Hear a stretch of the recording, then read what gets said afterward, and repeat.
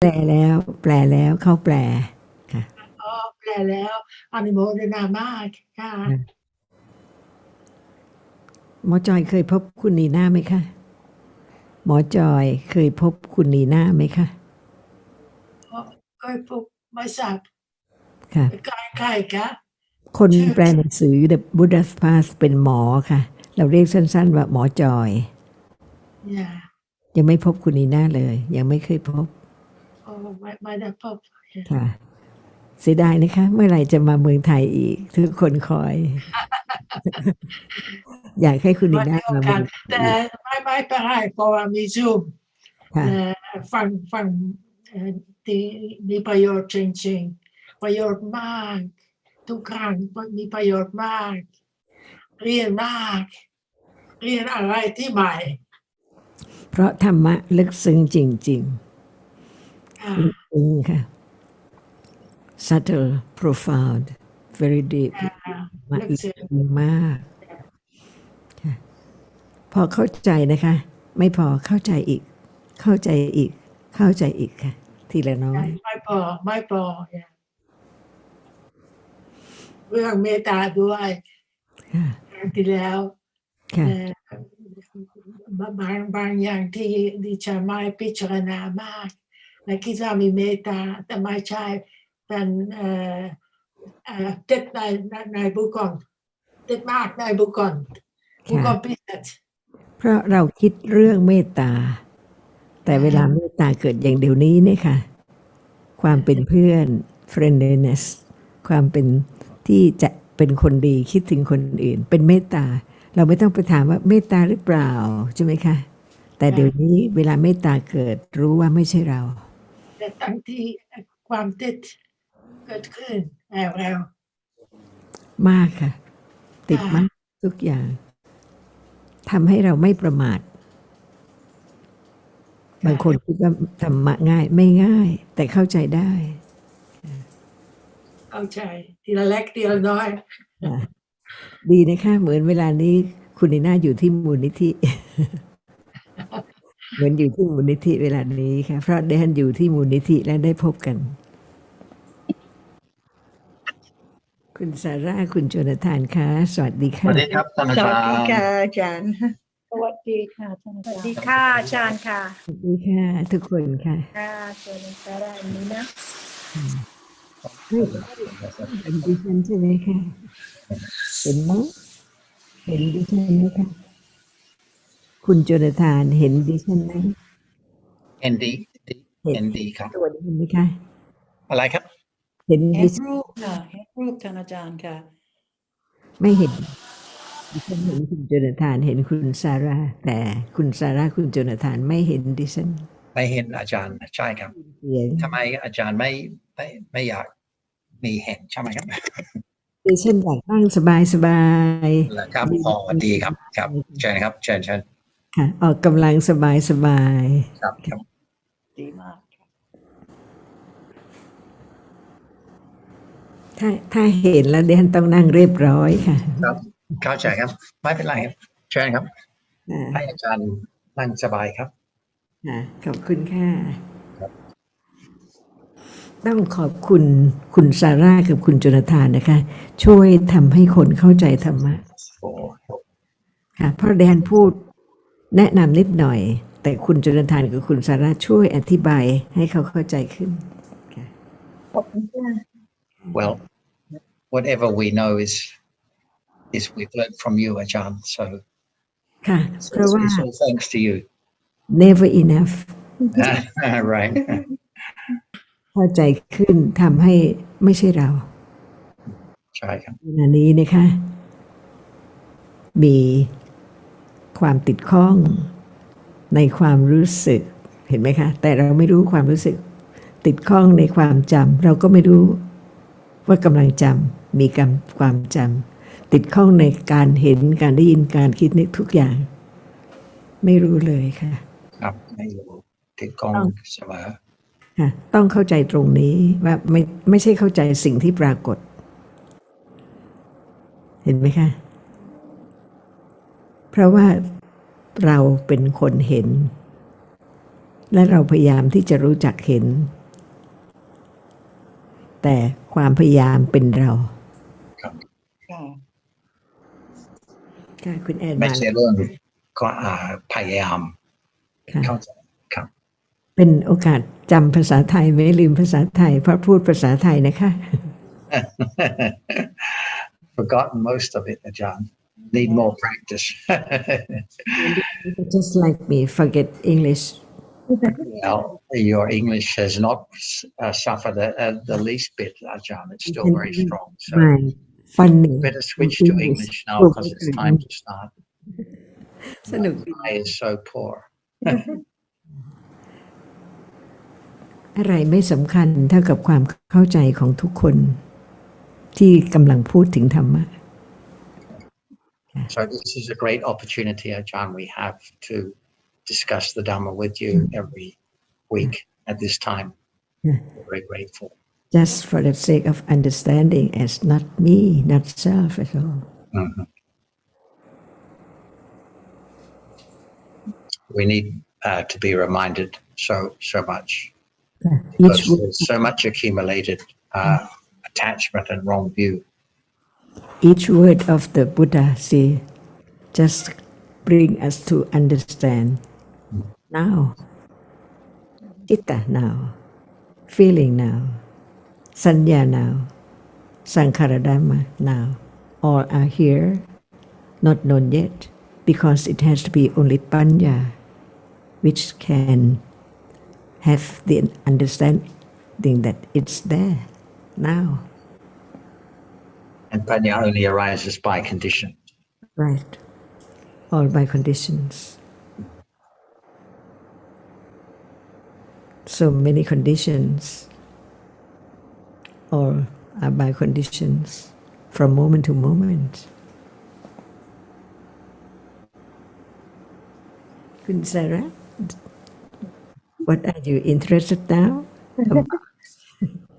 I'm interested in Kanika Marana. Mhm. That's why we are not Helps a afraid. lot because you said it helps to not to be afraid from what is coming, like fear of death. In theory, we understand that we are chitta, cetasika, and rupa. And because of clinging to self, we find it difficult that we are only this personality, only in this life. And I know I did not consider this enough, and I'm clinging to self, and I find it hard to accept. But you said Kanika Marana is helping a lot, that it is the death of each moment. But I feel that I did not consider this enough. That's why we need to hear again and again, but actually there's no more of what is there now. See, completely gone. Do you have leg or arm now? See, when it does not appear, it's only thinking about it. The truth is that only thinking about that which does not appear now. Only when it appears, it's conditions to appear. Otherwise, it's there. And we think that it's still there, keep on there, being that such thing. But actually, what is real is only at moment when it's there, as object. So no leg, no arm, no bone. Without thinking, it's impossible to have such an idea that it's something there all the time. But the truth is that not all the time, even right now, it's gone. What is arising and falling away by conditions now, it's gone instantly, completely, never to return. That's why it's the temporary death, momentarily death. So what is next moment can be death, like it can be anything, as conditioned, being conditioned to arise. Otherwise, it's impossible to have death right now when there's not condition for its arising.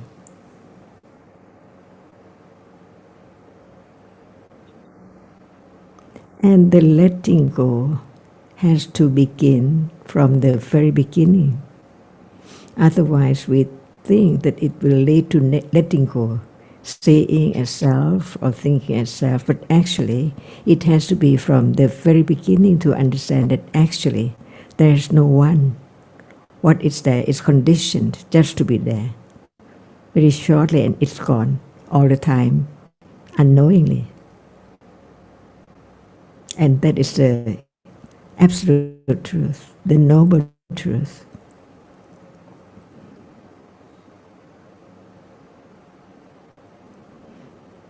So only the direct awareness will bring about the understanding of the truth of that. It's there only when it appears. And even it appears quite long time, like seeing right now, but actually each moment is gone. And the actual moment of seeing is just only one moment in the process of seeing. But it looks like it's quite long. Because of the succession of the rapidity of the arising and falling away of whatever is now appearing. Little by little, there can be conditioned to consider that until it can be conditioned to direct awareness to arise temporarily as death or hearing or seeing. What dies now? Seeing, no more, arising and falling away, never to return. The same meaning as what we think about death. Never be this person again after death. So this moment is not the previous moment. Exactly the same as this moment is not Bhavanka or what is there before death. Exactly, very natural.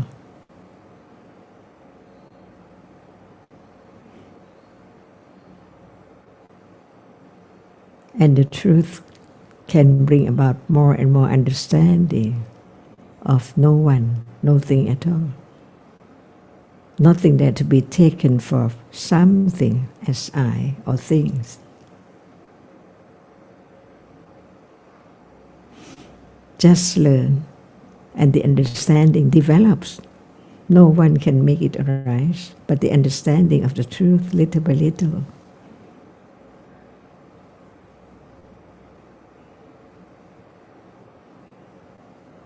And actually, Nina, when we talk about Kanika Marana, it's just the same as talking about how life exists in a moment now. So at a moment of seeing, there's no hearing, there's no thinking, there's no I at all.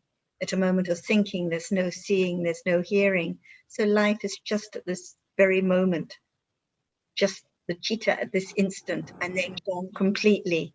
So this is what Kanika Marana is.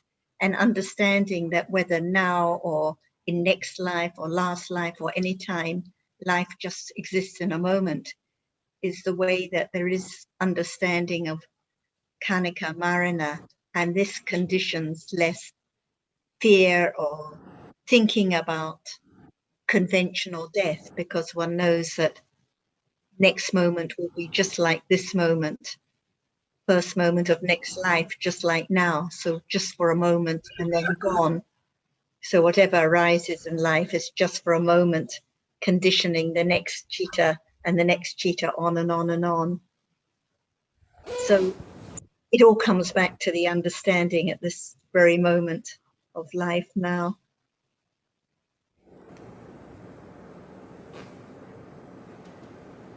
The problem is we understand the theory, but there is not yet the direct understanding.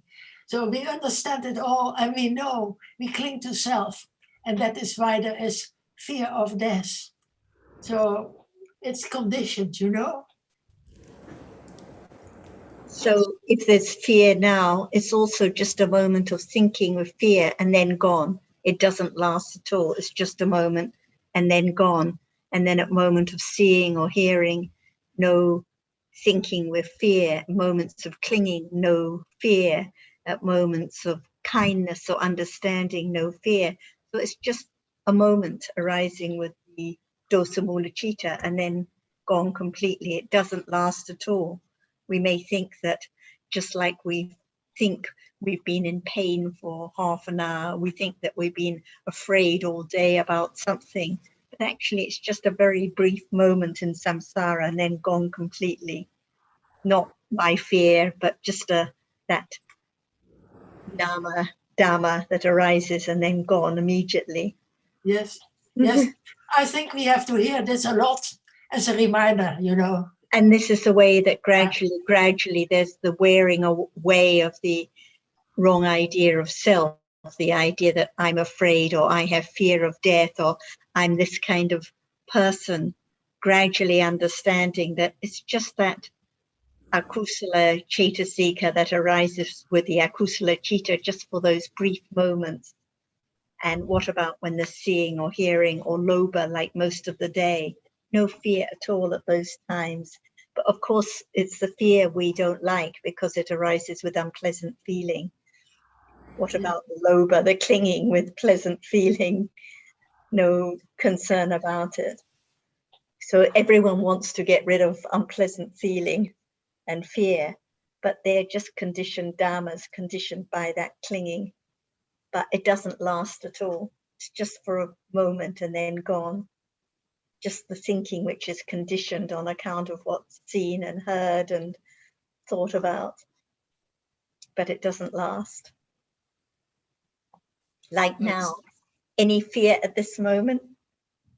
No, because listening to Dhamma. Exactly. No fear. Yes. So it's just those moments in the day when they're conditions and then completely forgotten. So it's just like anything, arisen and then gone, never to arise again in samsara. It doesn't last at all. So Sarah, we hear the words letting go from the very beginning. That letting go then is by understanding, the intellectual understanding that there is no one who can do anything, that each moment is conditioned. Is that? Exactly. Beginning to let go of the idea of it as my fear, my seeing, the thing which is seen. So it's the letting go that develops with right understanding from the beginning, that gradually prizes away that wrong idea of self, lets go of that wrong idea. So it's the letting go of the wrong understanding from the very beginning in order to lead to the right path. Well, when we hear the words, there's no face, no arm, no leg, but the rupas are still arising and falling away. The rupas that we take, or the physical phenomena that we take for arm or leg, are arising and falling away, but they're not experienced. That's correct, is it? Because what is seen now, it's only visible object. What is touched, it's only softness, but so quickly there's an idea of Jonathan's arm or Alan's face, but actually it's only visible object seen, only softness touched. But of course, regardless of whether there's any seeing, there are all those rupas arising and falling away. Without those rupas, there could be nothing that was taken for Jonathan, but only softness is touched. We hear in the suttas about not attending to the details, so that this sati awareness guards the doorways, but there's also many times mentioned about not attending to the details of what is seen, like eyebrow or leg or arm. What's meant by that? It means not being lost in the stories with attachment and wrong view about someone or something or the computer or the details, understanding that it is only the visible object that's seen, only the sound that's heard, and this is all thinking, usually with attachment. Okay, yeah. So it doesn't mean I can let go, it doesn't mean I can not attend, but understanding that it is that proliferation, that attending, that papancha with attachment and wrong view, that builds up all the stories. And without all those stories, where would the fear about me and my next life be? It's only because of the clinging to the story about this self that's so important, that will be reborn in another life. But when there's more letting go of that wrong idea of I, the important I, and more understanding at this moment of what appears now, then less conditions for those akusala dhammas to arise, but gradually. And the test is always at this moment, like Nina said, no fear now, so fear can't be understood at this moment. But when it arises, it can be the object of understanding, because it's just a dhamma at that moment and then gone. Thank you. And understand the point Sorry. of listening to the teaching is the letting go, the idea. When it's wrong, we think that we would like to understand this, but from understanding that what's the point of studying the teachings of the Buddha? Just to understand is not me, to understand all dhammas as not self.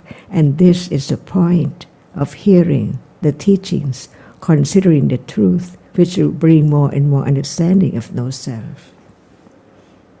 And this is letting go. Otherwise, one just want to understand this or that. For who? For me. I would like to understand. See, it's not letting go. But when it's the understanding of, to understand the truth of no self, and in order to understand that without the teachings of the Buddha about what is there now, it's impossible. For example, when we say, hardness is there, arising and falling away, but it's not the moment of hardness is appearing.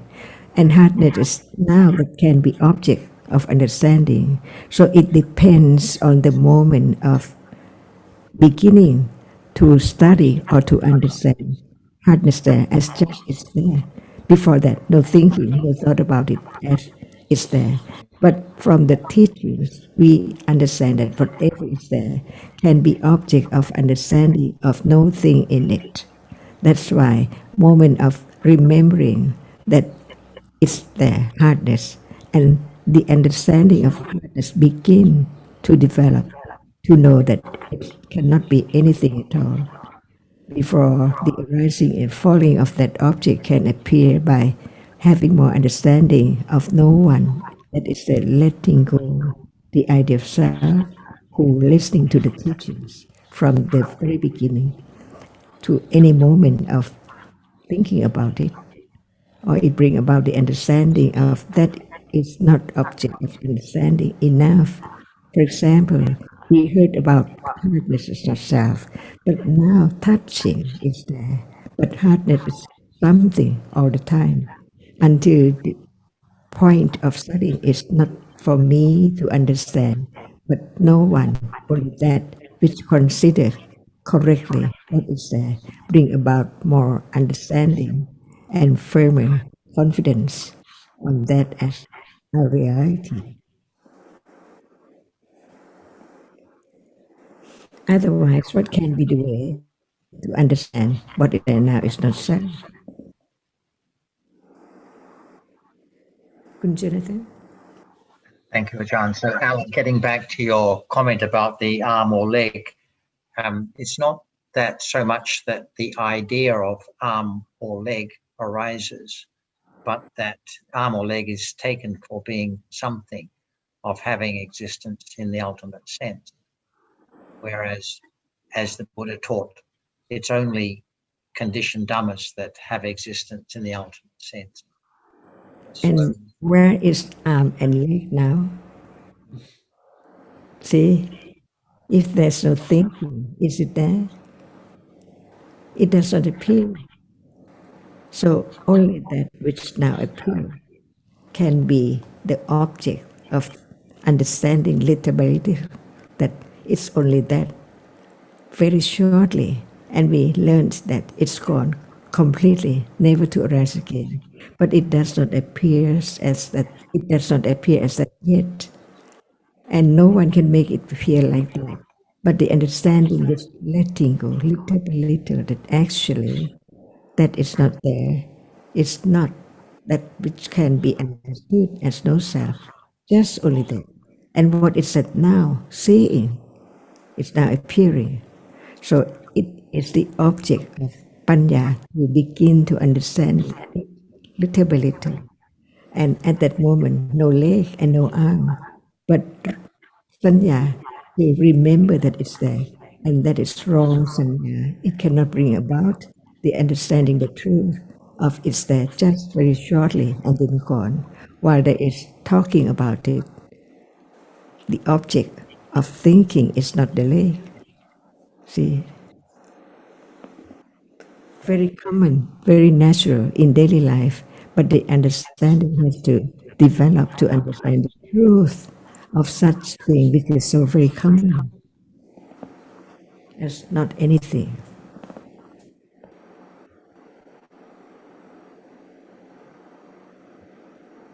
It seems like it's not difficult to understand the truth of what is so very common and natural in daily life, but actually that is the way to understand the other moment when it comes to be different things, as there is understanding of this object now. It can bring about the understanding of other object later. Only when it's there.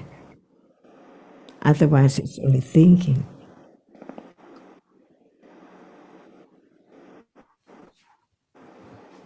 Understanding what appears now is not thinking, because the characteristic is now appearing, but without understanding, not enough to let go until there is more and more confidence of the truth that actually now only that which appears can appear well, while the other is just thinking about its leg and arm is still there, but actually nothing, so fast, arising and falling away, never to return.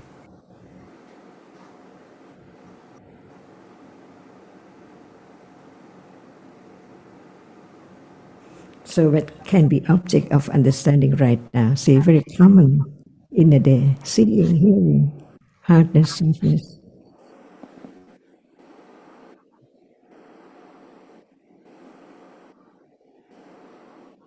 And is it now the object of understanding or just pass without any understanding? So very common in a day. It seems like it's not important, but actually it's the object of clinging as something or as my body.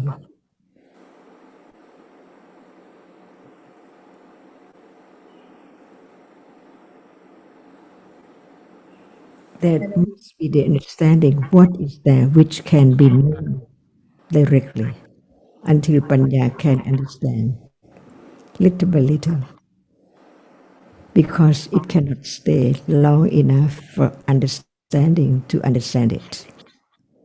That's why it takes time to know that all depends on conditions. No eye who can try to understand now that there is no leg, no arm, no thing, only that which is now the object of the Dhamma, which experiencing it.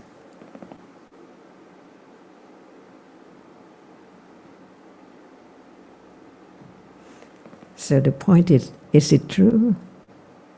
See, otherwise we should think of leg and arm as my leg, my arm, or is something as leg, something as arm. So sanya is there. Just keep on remembering what is used to be taken for something all the time, where it's no more.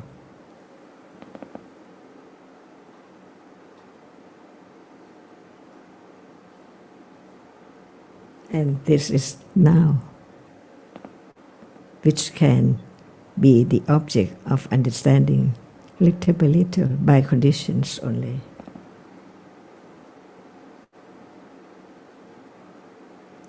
Is that thinking about leg and arm now? See? but the self is there as I still have legs and arms. It's still there, arising and falling away. But as long as it's not the direct object of experiencing with understanding, there must be wrong understanding of whatever is there as it's still there. And who knows what is there now, as it's not the object yet? Who knows that the other reality arising and falling away by conditions, even it's there, but it cannot be known because it does not appear. So what is now appearing should be the object of understanding to develop little by little. By then, there can be the understanding of what is meant by satipatthana, the object of sati, direct object. And sati sampajanya, there must be panya, right understanding at that moment too. Otherwise, it is not with understanding. In a day, just keep on thinking about that. But what is the object of thinking does not appear. Its characteristic as no self.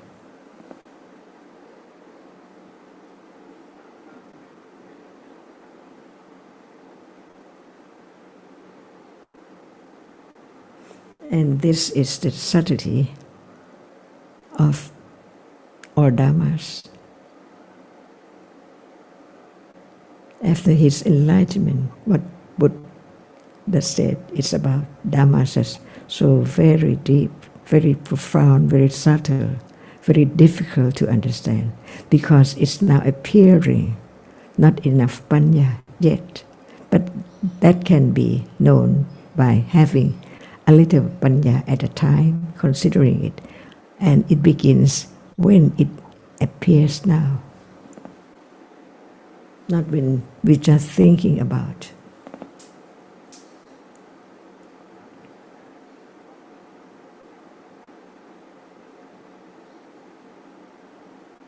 And on the point, Nina, that you mentioned that it's just theory or intellectual understanding, it's not direct understanding of the truths, and there's still the idea of my arm or something, even though we hear that it's just this one object that's seen. But even that moment of thinking, well, it's only intellectual understanding, and they're still clinging to self, even when there's the minding, the clinging to having more understanding, even that is present moment, and there can be understanding right now of that thinking, because it is just thinking, the minding, the wishing to have more understanding, the impatience with what appears now. So it's also just passing dhammas. It's also kanika marana, just thinking like that for a moment and then gone. Not my thinking, not my limited understanding. If there's no thinking about how it's only intellectual understanding and not enough, then there's no problem. It's only a problem when there's thinking just for a moment, but it's gone instantly. So the point of listening is just to understand. Nothing can be done. Just understanding develops more confidence on the truth that actually there's no one at all. But what is heard is about that which is now appearing, because what can be known directly is only when it appears. No matter we think about leg, it's not permanent, it does not belong to me, but as long as what we take for leg does not appear, no one can understand its truth as what is the reality of that object which is taken for leg or my leg all the time, while no more at all. No experiencing of the direct arising and falling away to be known as we have learned. So that level of understanding cannot let me go the idea of self permanently, absolutely. But it brings a little more understanding about what is there. If we don't understand that and we think about the other thing, no way, no moment to understand that which is now appearing.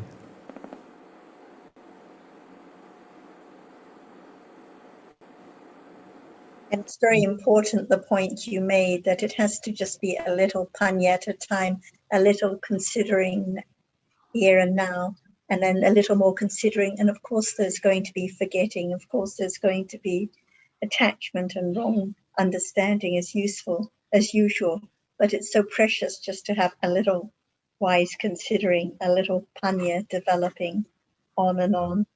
Yeah. And this is the importance of kanti parami again, just being patient and content with the understanding as it develops, not clinging to having more or trying to find a shortcut or trying to make it arise by focusing on something or reading something, but just being content that it develops by conditions naturally. And that is sanya and feeling, see, not appear as object, as not anything or anyone at all. So that is the very long, long way. But at the end, there can be the understanding of that which is now appearing stage by stage directly.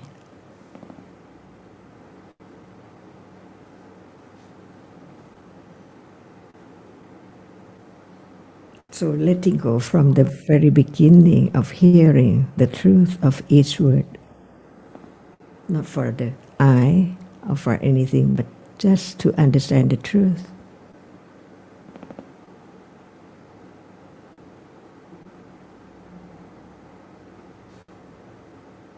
So very precious moment to have such moment of understanding the truth of what is now appearing as no one and no thing at all. And thinking about the moment when it appears as no table, no chair, nothing there, only that which is there when it impinges on the eye base. How can it be such things as we usually think about in a day?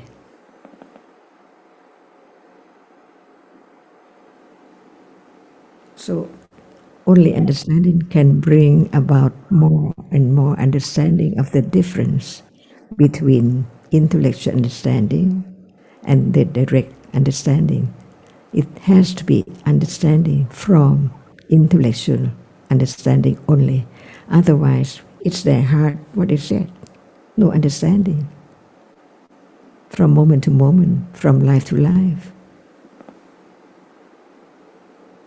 But the truth is that which is there, conditioned to arise and falls away.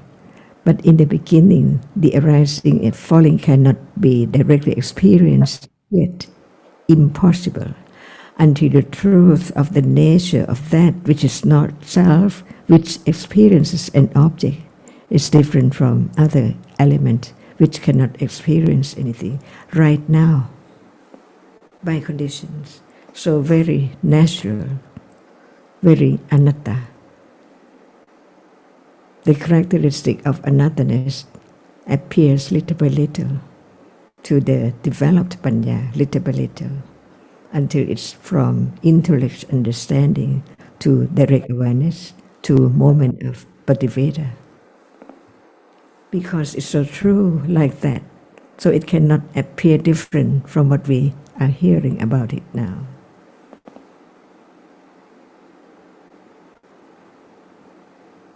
And this is what we say, Dhamma, no one, no thing at all.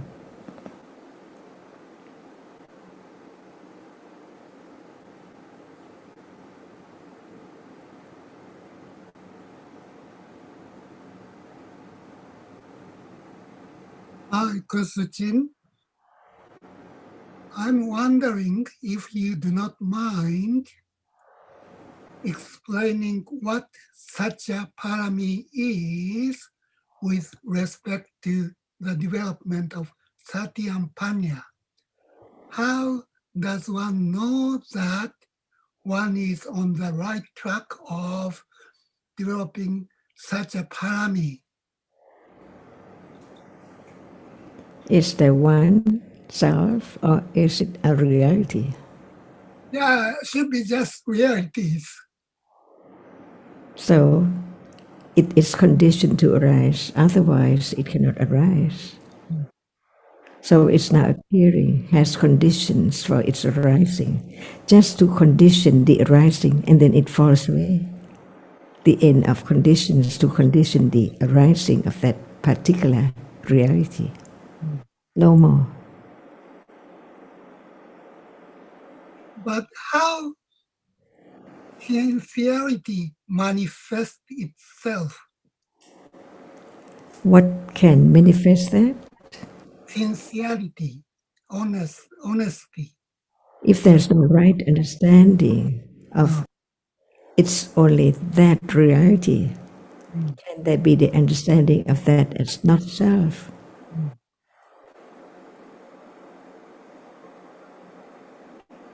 So one has to see non-self as non-self. What is self? Can you find out? Where is it now? Yeah, we are full of the idea of self. So the idea is the idea. Different ideas by different conditions. So it's hard to see non-self as non-self. What is thinking? Seeing is not thinking. Seeing cannot have any idea. So it's different. Whatever is there is different. It cannot be the same. Even they can experience object, but each one is different. Thinking is not seeing. And wrong idea, wrong understanding is not the right idea. And what is truth? What is true?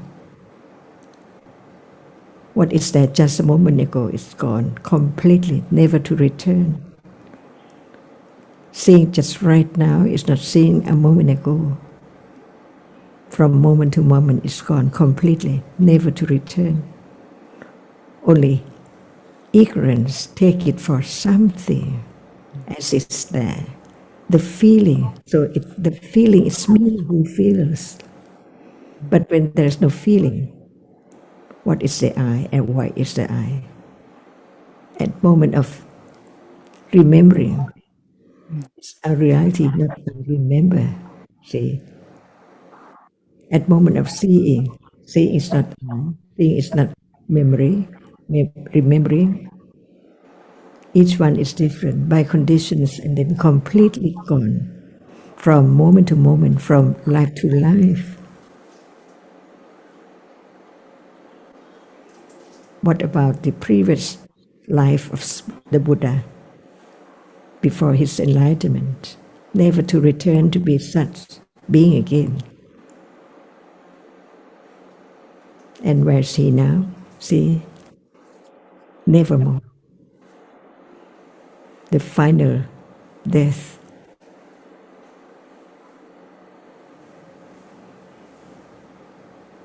So are you saying that one is not really sincere as long as one doesn't see nama as nama and rupa as rupa? Is there one who think of thinking is thinking, not seeing? And what is the thought? What is thinking think about? Only the reality, the moments when what is experienced through different doorways.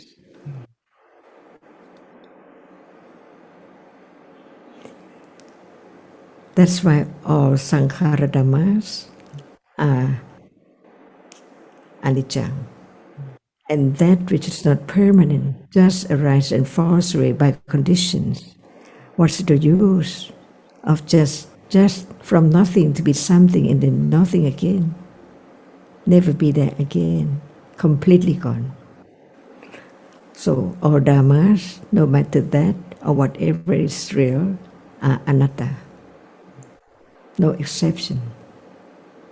all dhammas are anatta, which means no one, no being, no I, no thing, only a reality conditioned to arise and fall away all the time very rapidly. No understanding of that which is now going on, from seeing to thinking to hearing, see? Unknown, the moment when it arises and falls away, each different ones.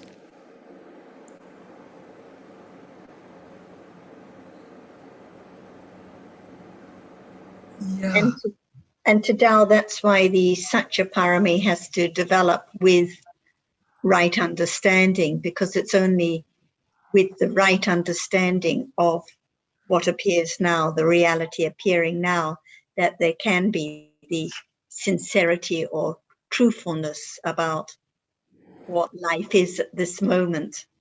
So it has to be developed with understanding of realities as not self from the beginning. Cannot be truthfulness or sincerity without understanding of nama as nama and rupa as rupa, as you said.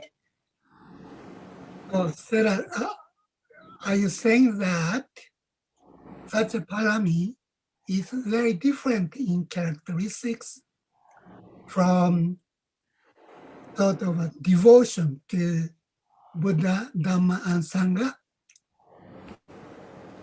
What do you mean by devotion? Like some people may be very devoted, but it may be no understanding at all. So the satya refers to the truth about what is conditioned at this very moment, the truth about what is appearing now, not taking the lobha now for being metta, not taking the wrong understanding for being the right understanding, the truth that in fact there is no arm, it's just softness that is touched now. So it is the truthfulness that develops with right understanding, nothing to do with just common ideas of devotion or sincerity or this kind of thing, or being truthful. So it's truthful to this moment, to what appears now. Is there any way to measure one's sincerity with respect to the development of Satya and Panya? That's the story of I again, who would like to measure how much sincerity I have or how much understanding I have. That is not the truthfulness about thinking as reality at that moment, not self. Yeah. Clinging to the idea of I and how measuring how much sincerity I have. When there's understanding now, no thought about measuring or how I can have more for myself. It just understands the reality as it is at that moment. And at that moment, there is truthfulness, no doubt or no concern about having more, or when can it be direct understanding, or how can I get rid of the idea of self, because it just understands at this moment what appears, no matter fear or seeing or visible object, whatever appears now, because they're all just dhammas which arise and pass away. Okay, thank you very much.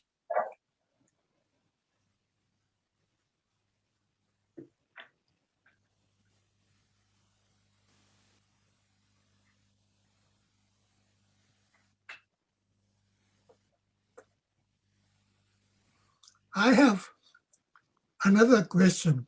Is it okay? Go ahead. Last week, you said that all our sannyas are useless, not significant. But if it is the case, what is the use of developing katanyu kataweti, gratitude? Because we feel sort of a thankfulness to many people we've encountered. But if all the sannyas related with the past are useless, then there is no reason to develop katanyu kataweti. Can you see my point? I think the point is we can say that that which arises and passes away in the deepest sense is dukkha. So what is the use of whatever arises now just to fall away? So for the one who has developed understanding of the danger and the unsatisfactoriness of whatever is conditioned, turns away from conditioned realities. So whatever sanya arose in the past, just like sanya now, will be forgotten completely. Like next life, nothing will be remembered about all the objects sanya's marking and remembering and finding important about this arm or this computer or this color or that color. So what's the use of that which just falls away instantly? This doesn't mean that understanding now and the sanya which arises with it and marks the right object is not essential to be accumulated for the development of understanding. But in the deepest sense, even each moment of panya just arises to fall away, arises, is clung to, and whatever arises now is impermanent and unsatisfactory. So that is the meaning of useless. And most of what sanya remembers in a day, everything that sanya is marking, remembering, different visible objects, the different sounds, the different tastes, all to be forgotten. So of no real value at all. Okay. I ask one more question now. I still do not understand the significance of developing metta. Why is it so significant?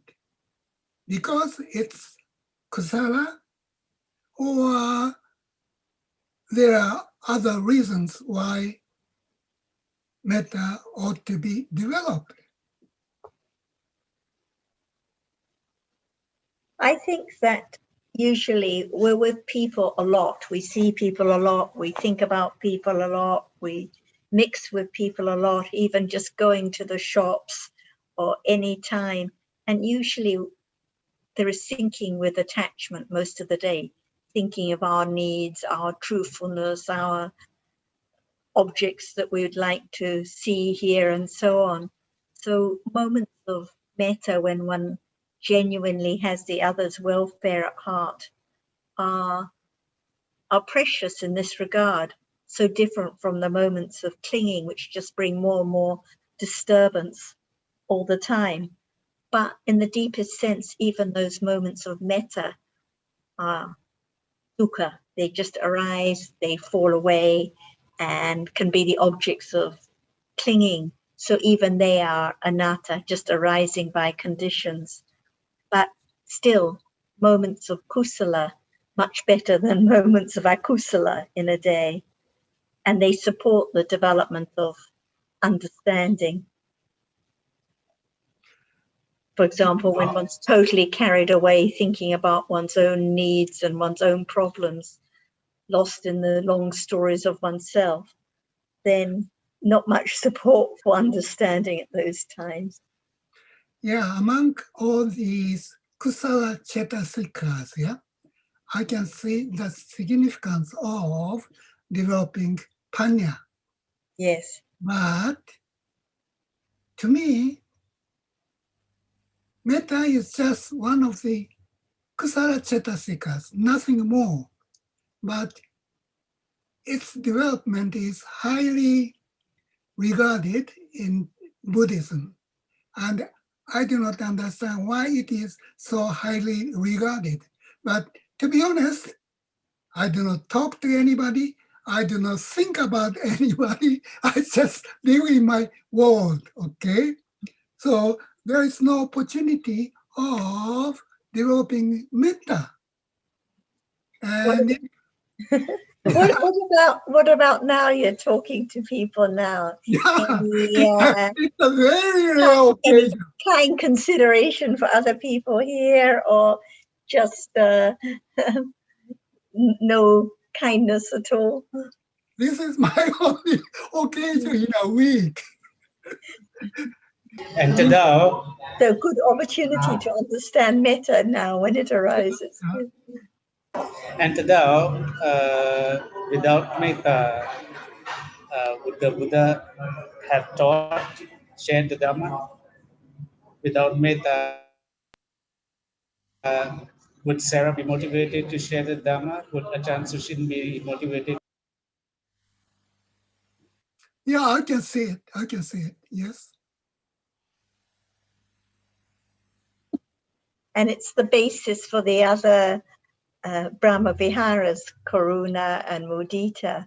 So metta has to be there to support the joy in others' good fortunes and appreciation and compassion when others are in difficulty. So Adusa Cetasika has, when it arises with people as the object, metta is there at those moments.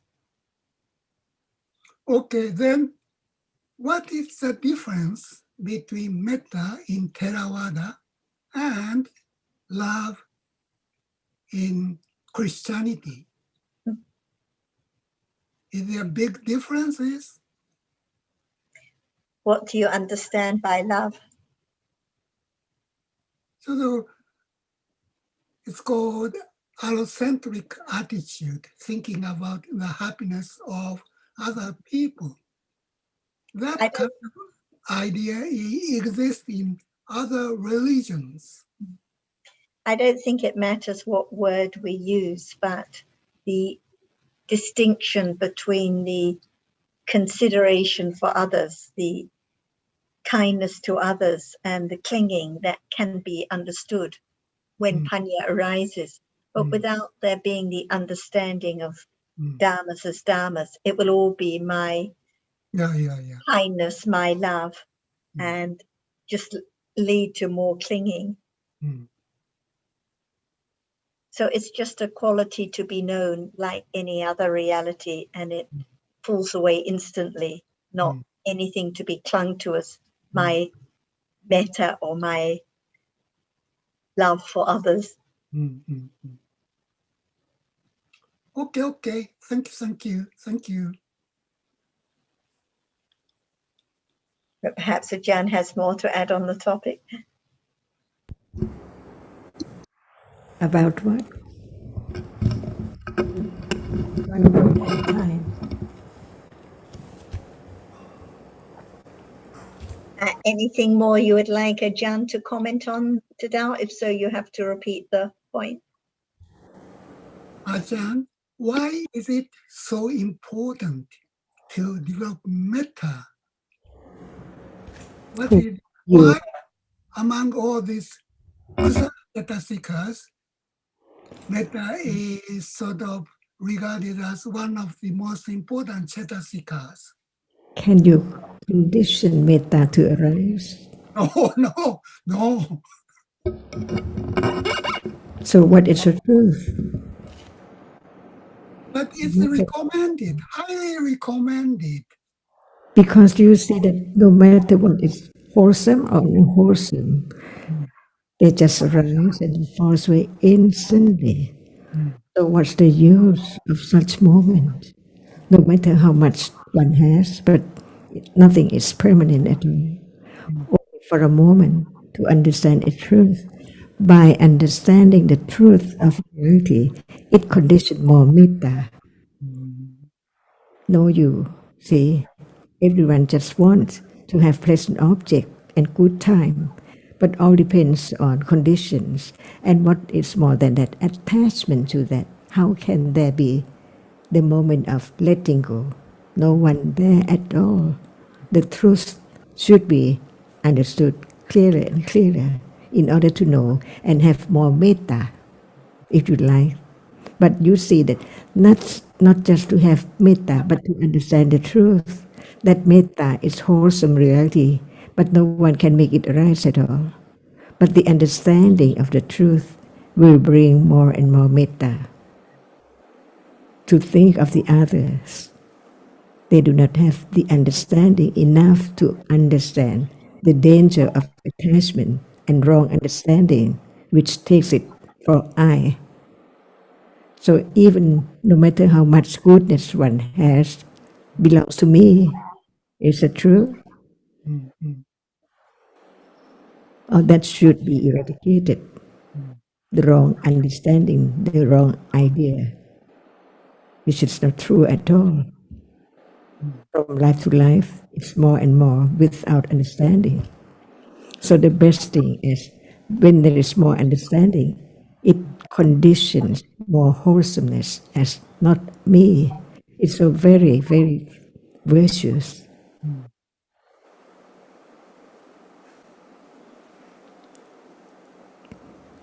So, know me, anatta is very important.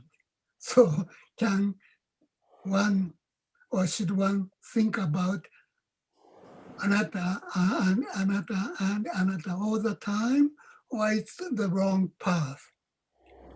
Who is thinking? Me is thinking about anatta. See, not enough understanding that actually, in truth, absolute truth is no me.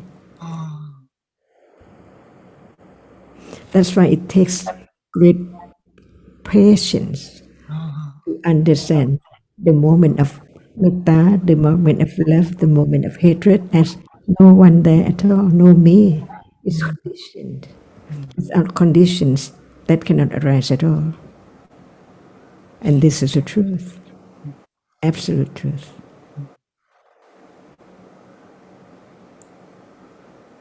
Yeah, I can see your point.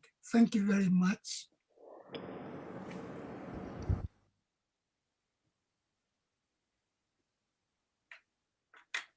I have a question about sanya, something that Tadao brought up a moment ago.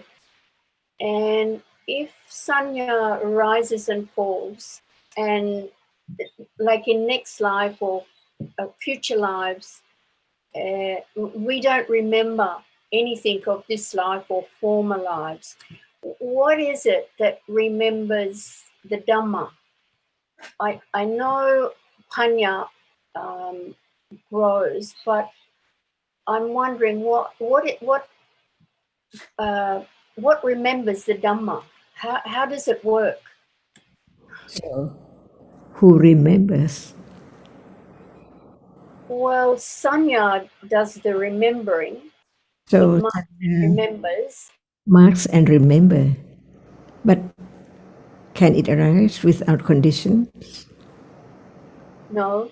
See, it depends on conditions for its arising. Because now we think about, does Sanya remember that and this? But now Sanya remembers what is appearing together with Citta, which experience it. And that will bring more understanding of no one, no self. Sanya is Sanya. Vitakka is Vitikka. Sanya remember, but Sanya cannot perform the function of Vitakka to think about that which is remembered.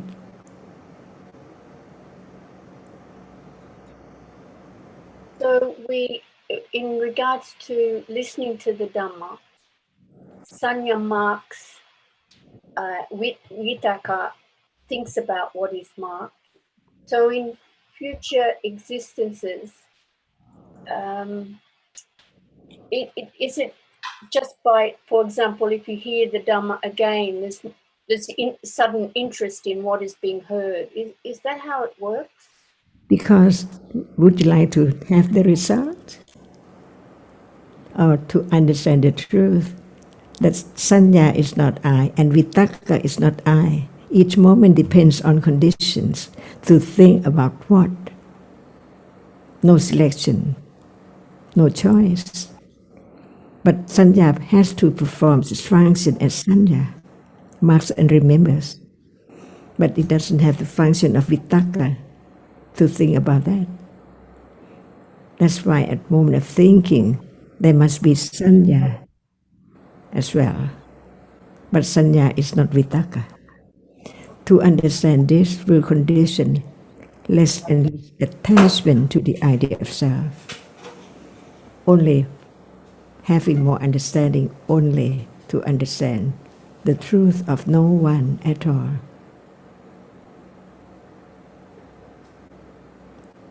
And Zita, just like the panya accumulates when it arises, accumulates little by little by little, so that when hearing about the Dhamma, because of that accumulated panya, it makes some sense, then there is the interest to hear and consider more. So in another life, the panya that has been accumulated will also condition more understanding to develop when there are the right conditions. And in the same way, the kusala sanya arising with that panya, marking and remembering the right object, also accumulates so that what has been understood is not forgotten.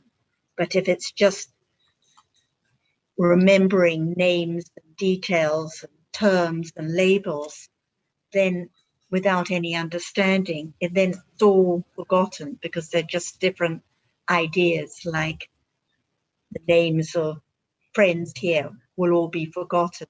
But when it develops with panya, then it accumulates that kusala sanya, ready to condition, marking or remembering of what has been understood again and again in future.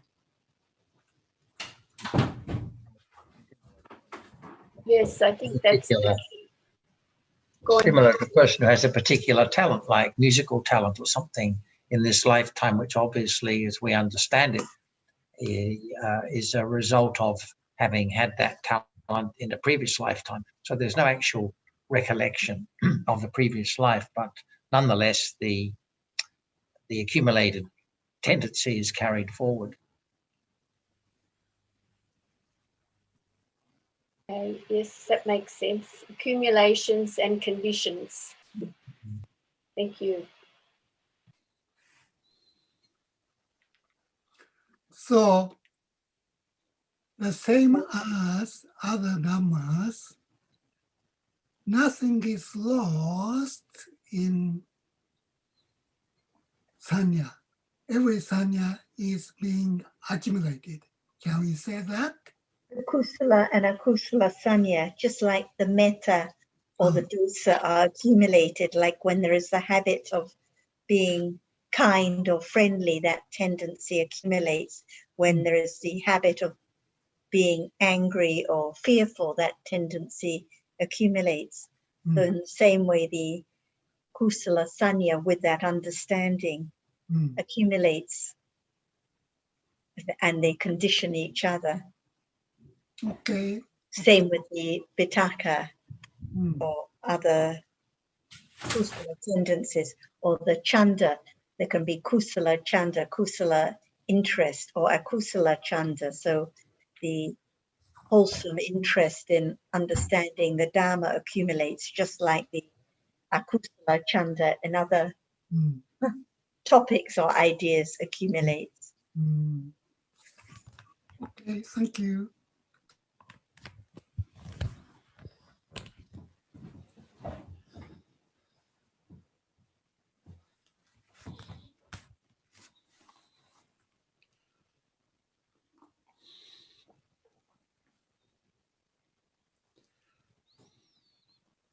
Alan, did you finish your questions you brought up earlier? Did you finish those points?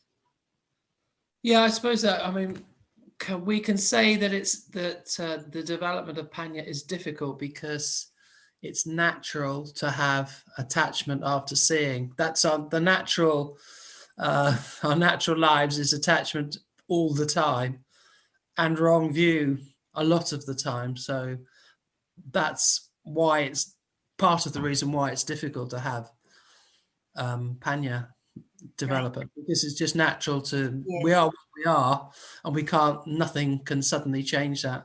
Right. And ignorance is also so very deep rooted. Yes. Just not knowing anything. And it's this, and also when we talk about metta and the development of metta, as you say, a metta is, we can't have it at will. It's conditioned to be there or not. So to develop metta seems to be an impossible task without understanding realities. And usually as soon as there's an idea of wishing to develop metta, it is the clinging to I, wanting to have more metta again, not understanding it as a conditioned Dhamma that just arises as and when there are conditions naturally. So as soon as it's, I would like to have more metta, or how can I develop more metta, then it's the opposite of metta that's being accumulated. And also, I think that it can, if you've got this idea that it needs to be developed, or I can develop it, you can sort of beat yourself up when it's not there, because actually in a day there will be lots of not metta, and therefore you'll get worried about not how you should be having metta, but of course it's conditioned already. So without It's any just, understanding. yes, it's just another Dhamma, yes. But I suppose if we hear words about metta, about the advantage of being kind, those words will be remembered, and they will be a condition even at a low level. So we can learn about what it means not having metta and the disadvantage, and that intellectually will have an effect on metta, but who knows what will happen at that moment. You might suddenly have aversion or ill will towards somebody by conditions, no choice. And Tadao mentioned about how there's a lot of emphasis on metta, but I think the Buddha taught about all kinds of realities. So he also taught about fear and dosa and attachment and ignorance, and so he taught about every kind of reality. But it's true that when there is metta, those moments, the citta is calm. It's like a holiday from being as obsessed with oneself as usual and clinging as usual, being disturbed as usual. So just it's like a kind of letting go, considering the other's needs rather than one's own at that moment. So the Buddha taught about the benefit of metta, and as you say, the more understanding, the more wholesome states develop naturally, but it just depends on conditions. Who knows next moment whether there will be attachment or dosa or metta. Each reality is conditioned and anatta, and that's the main point. Otherwise, there's no letting go at all, because there's thinking about I and my metta again. Yes, yeah.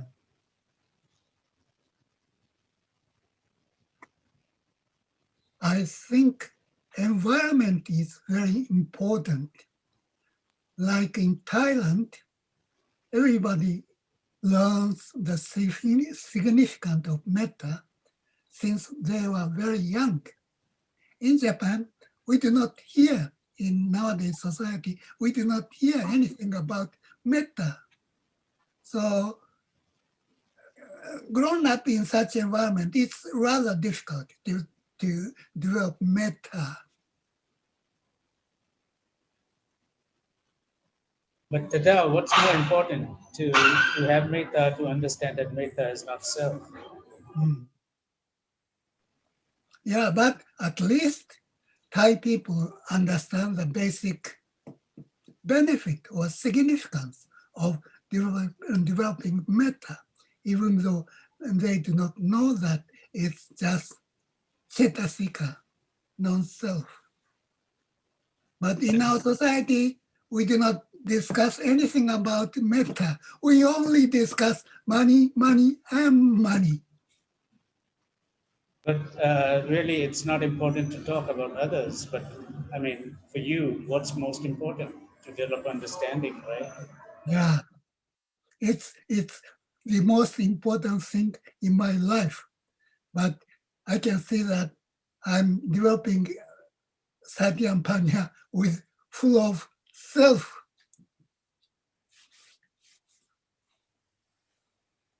I mean, I think I heard today somewhere, I think it was my son who mentioned it. Oh, he was playing something, and someone in the discussions talked about talking about anatta with akka. So that's a trap that we often get in. That's because of less understanding. So it's to be expected.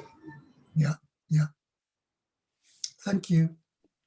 when I hear people talking about this country or that country, and they say, oh, there's more metta in Thailand or less in Japan or Australia, or I'm very skeptical about these comments, because it's just like making generalizations. Like, if we don't even know now when there is metta or when there is attachment, how can we look at other people and say, oh, there is metta or attachment? For example, when we visited Japan, everyone is very kind and considerate, rushing out in the rain to give us an umbrella and helping with everything. So little examples of kindness everywhere. But I think, as Sukin said, if there's no understanding now of what appears, then we just have a story about these people have a lot of metta, or those people don't, or this country is this way, or that country is that way. But I think anywhere people know that it's good to be kind or helpful, but it's just a conventional idea. There's no understanding of metta as a Dhamma, and that's the main point. Yeah, I can see your point, but still I think that Thais are lucky people. They live in the Pati Rupa Desa, suitable country, where people hear Dhamma, and ordinary people can understand what sati is, what panya is. Are you sure? Do people, how many people really hear Dhamma? Because like you said, even for us, when we've heard so much, there's the idea of my sati, my panya. People really understand what sati is, what panya is now? Do they understand anything about what Dhamma is? But I listened to Kung Suchin's talks in Thai on the net. I really appreciate these questioners. They have so much panya. And in Japan, I don't know, people, no, you cannot find anybody who understands what panya is, what sati is. But the people who listen to Ajahn Sujin, just a small percentage compared to those who don't. I can see it. Okay, thank you.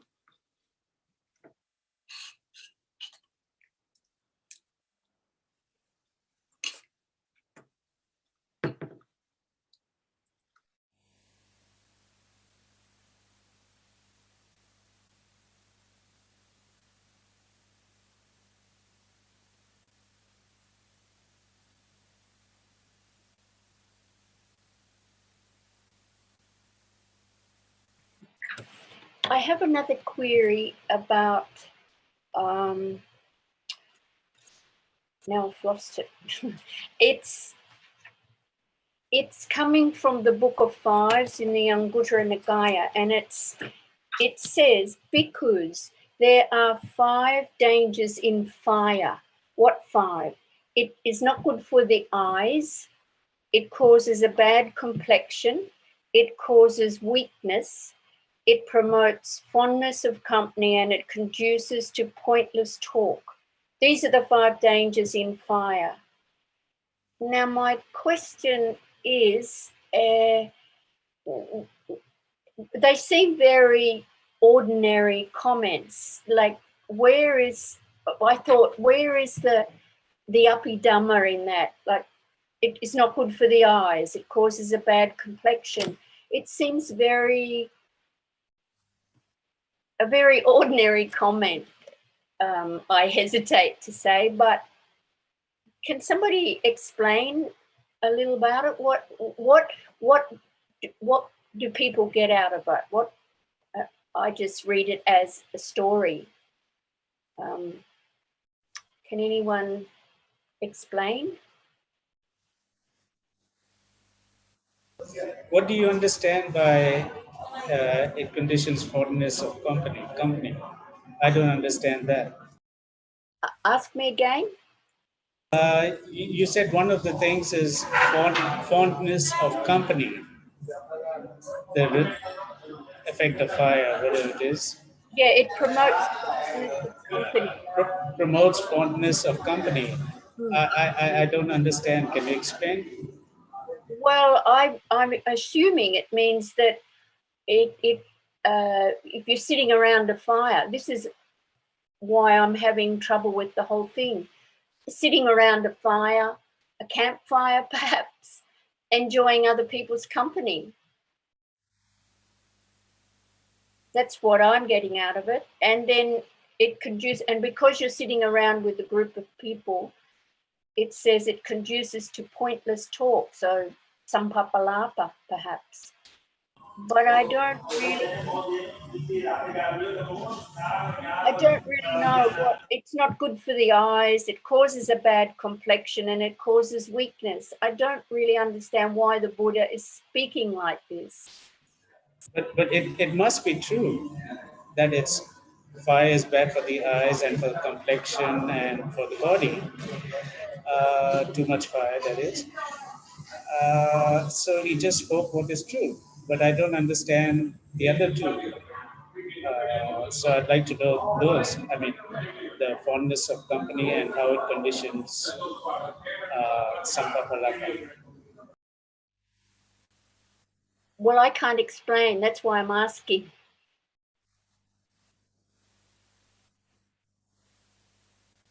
The Buddha would begin to say something in general, and then usually at the end he would point to the true Dhamma, the Paramattha Dhamma in suttas. That's often like that. So we have to look at the end, at the last one. But I didn't get it, what the last one was. Nina, the last one says it conduces to pointless talk. Yes. So to see the disadvantage to pointless talk, animal talk, it's called. Yeah, about kings, about wars, and things like that. So it says the point is Dhamma talk. That is the good talk, the truth. There is always something. But Nina, here it is saying that fire conditions pointless talk. So I'd like to know that, the relationship between fire and pointless talk. Sukhinda, I always thought that sutta was talking about people sitting around the fire, you know, and they're sort of enjoying each other's company a little bit, maybe. That was one of the disadvantages. I don't know if that's true, but that's how I envisaged it. So I know Nina might know what she thinks.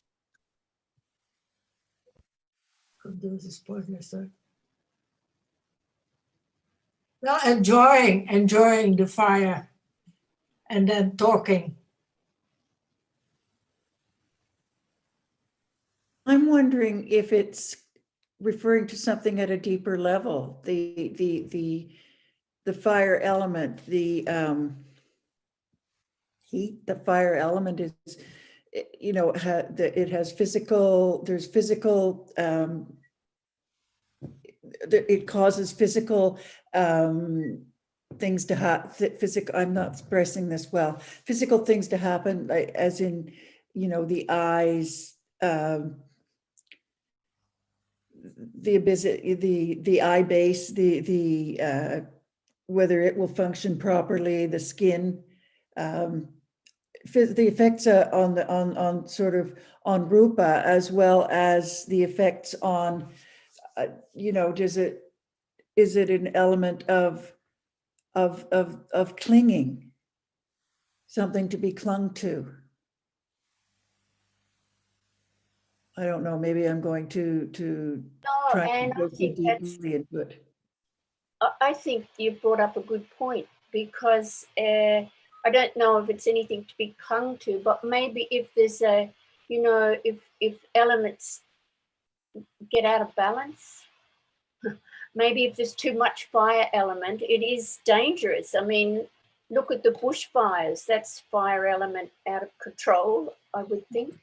So, yeah, maybe that's a very good point in my mind that you brought up. So maybe that's what it is. And I think Robert also explained about, because that's what I said before, sitting around a campfire, enjoying other people's company and just chatting about whatever, anything, silly things, animal talk, as Nina said. John, can you contribute here? Okay. What about this morning? It's just like sitting and then fire and in company. Different story. Just enjoy whatever is there. Right? Yes. To go to campfire. Even right now, see what happened from morning up to now. Talking about what? Enjoying company, friends around, talking about this and that.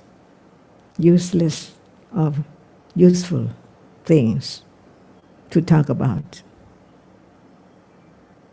Mostly useless, Ajahn.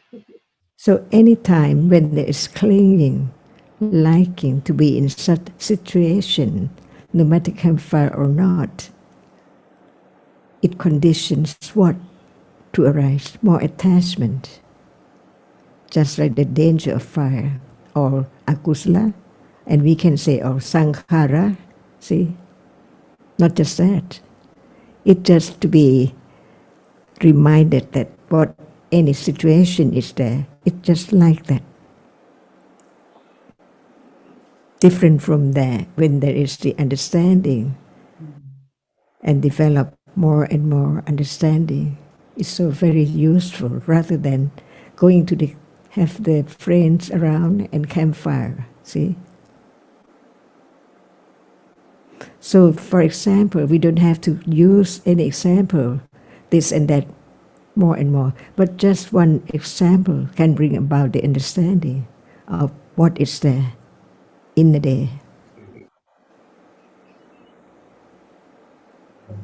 So, Ajahn, it seems to be saying, apart from the akusla of Sampapalapa, it's also saying, as a matter of fact, that you're going to even spoil your skin and your eyes and all that, right? Because of so much attachment and ignorance. You don't know how much harm is happening.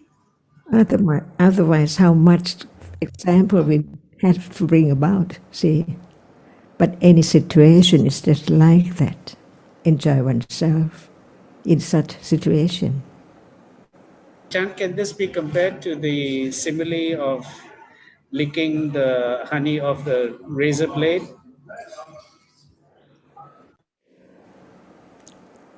What is now? Company, friends around, enjoying what we are talking about, usefulness or unusefulness.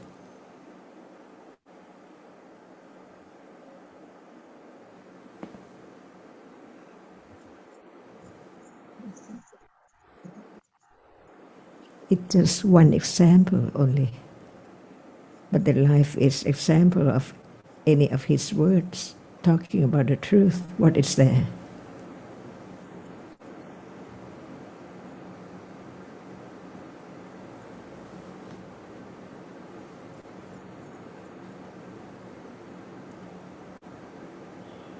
Try to understand that, but that brings about the understanding of any moment in life.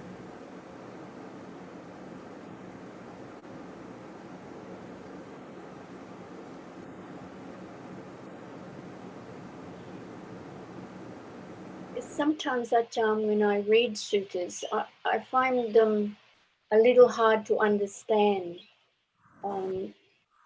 Like this one I brought up, but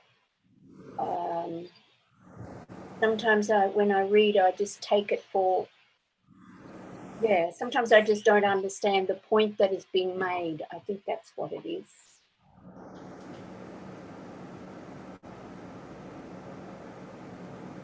So what did Buddha mean to think about now? Whether it's just like that.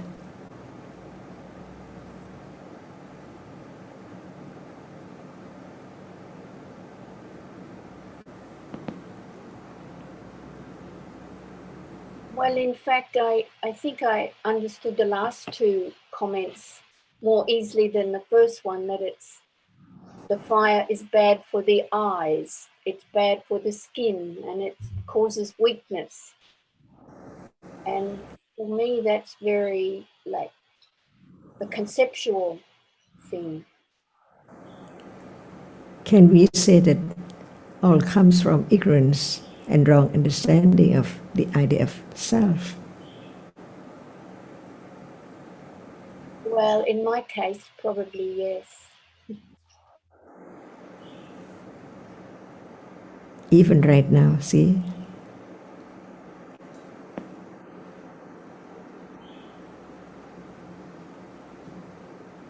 Ron, I liked your comment about the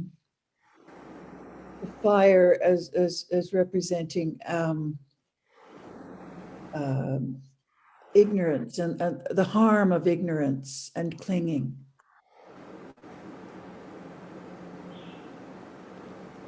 As opposed to understanding and kusala.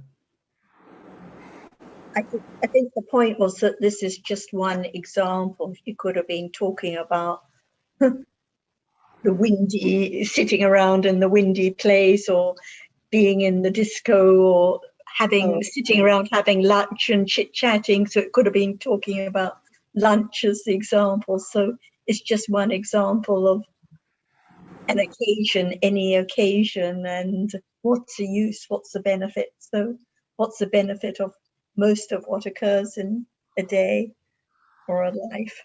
So it's just one example.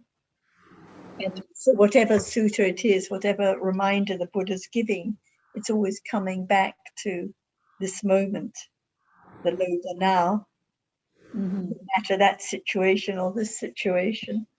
And sometimes the Buddha was trying to, or was countering a prevailing view or practice. So we know that there were people who worshipped fire, for example, and there may have been other views held about the benefits of fire. So these comments may have been intended to counter those kinds of views.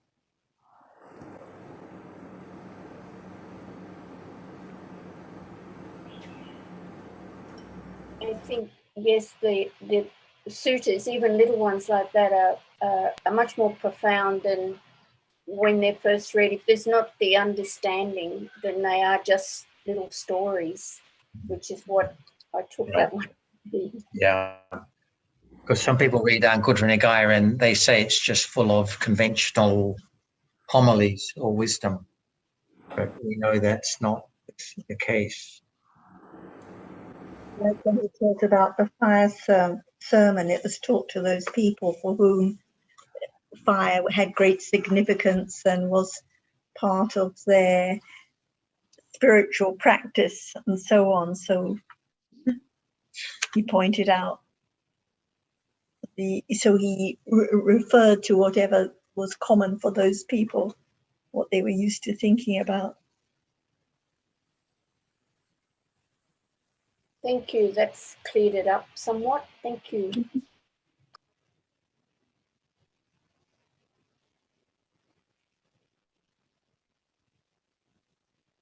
I think we'll always read suttas that we can't easily understand, especially because if we're depending on a translation and if we don't have the commentary to read with it.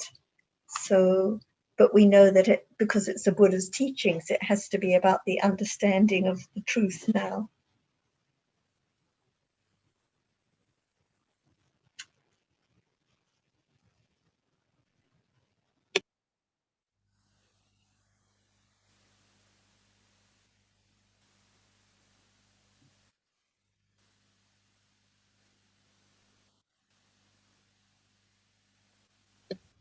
the things mentioned in that sutta are particularly a danger for monks.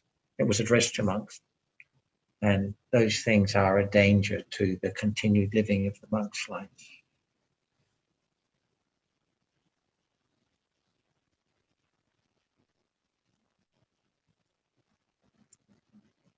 Yes, it did. It did address the monks, because it starts off with bhikkhus. There are these 5 dangers. So yeah, you're right.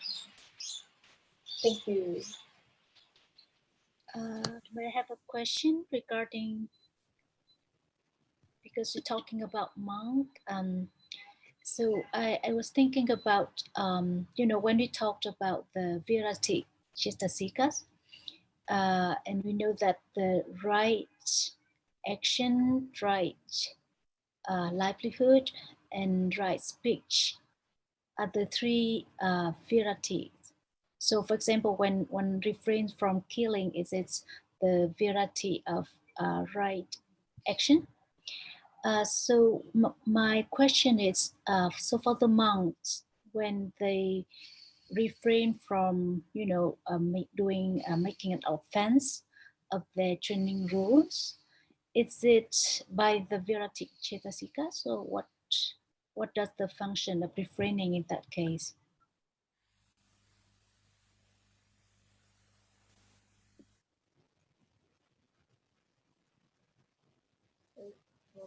The first one you mentioned, even abstaining from killing, it may be by action or speech, or even by livelihood if it's in the course of one's work or daily living. And for the monks, it's just the same. So it can be the virati at the moment of wholesome abstaining from the harmful deed which one had considered, or the speech, or even the livelihood in the course of the living of the monk. So I think it's just the same, like when abstaining just because one's following a rule, but without kusala citas, then it's not virati. Like if one's just repeating the rule and abstaining because one has been told to follow that rule, but if it's not kusala citta, then it can't be virati. Because I also hear that for the arhat, they no longer have the 3 virati cetasika arising. So for a monk, arhat monk, no virati. Yeah, because no temptation, no thought about, even for the sotapanna, no thought about killing, so no virati of that kind, because no temptation to kill or to steal, so no abstaining from that kind of deed at that for that one, no matter lay person or monk. Okay. So if there's no temptation or no thought of harming in that way, there cannot be the abstaining from it, nothing to abstain from. So for the arhats, it's no like virati, natural for them to keep the precepts. It's no thought of any harming or any wrong speech of any kind whatsoever. What about you know, among the training rules, the Vinaya for monks, there are some rules that are not necessarily because it's a kusala in itself, but it is just for the harmony with the people or something like that. What about in those instances? So it's not, the virati is abstaining from the akusala intention to harm in some way, like by wrong speech or wrong deeds. So in that instance, I don't think we can refer to it as if there's no akusala intention involved to abstain from. I don't think we can count that as virati, like even the arahat may unknowingly pass the wrong way or something, but it's not any akusala intention at all. Okay. I don't know. Ajahn, do you have anything further to add? The question is the same. What is virati? You or I or monk? It's just a Chitasika, it's the The Dhamma. moment when there is no killing, or the object that one might kill, but what stop that moment not to kill. It's virati cetasika, not you. At moment of thinking about I will not kill, is there virati? No. See, only when something there that usually there can be condition for killing, but for some people or some time or some moment it's different, not kill. See, by that cetasika. If it doesn't arise, there must be killing or wrong deeds. But because of that which is conditioned to arise, there is no killing.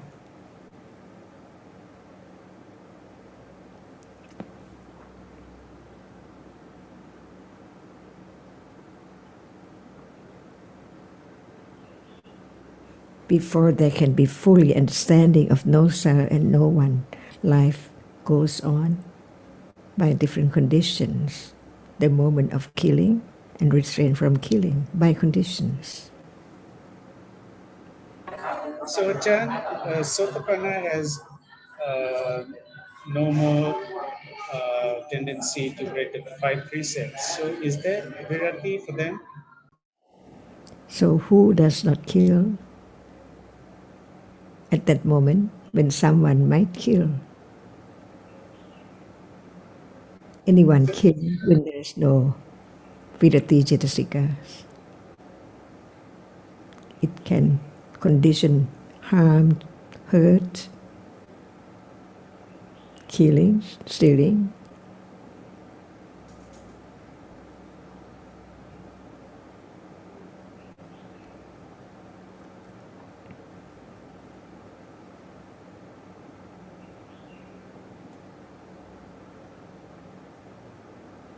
So at moment of thinking about I will not kill, there's no virati, but it's only cetana. Samadhana, I will not kill. But actually when time comes, who knows? If virati cetasik does not arise, there can be killing, harming the others. But at moment when it stops or restrained from that moment, not to kill, it's not anyone, but it's virati cetasika arising at that moment by conditions.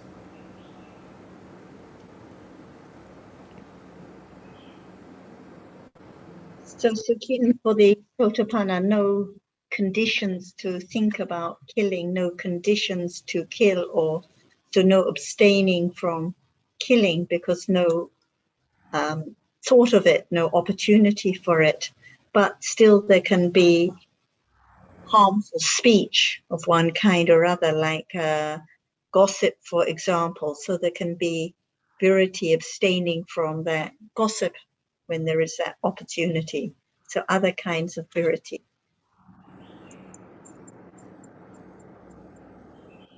But for the arahat, nothing to abstain from, so no virati of any kind.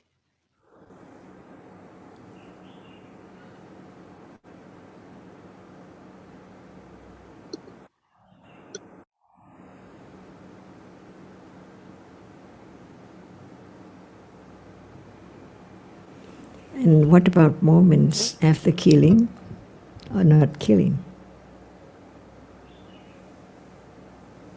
See?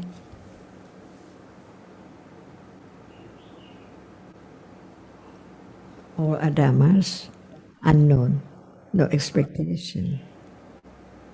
What would be there?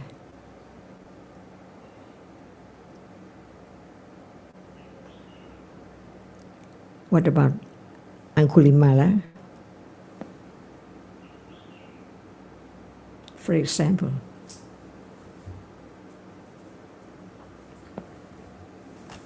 all depends on conditions. No self at all, no matter killing or not killing at all.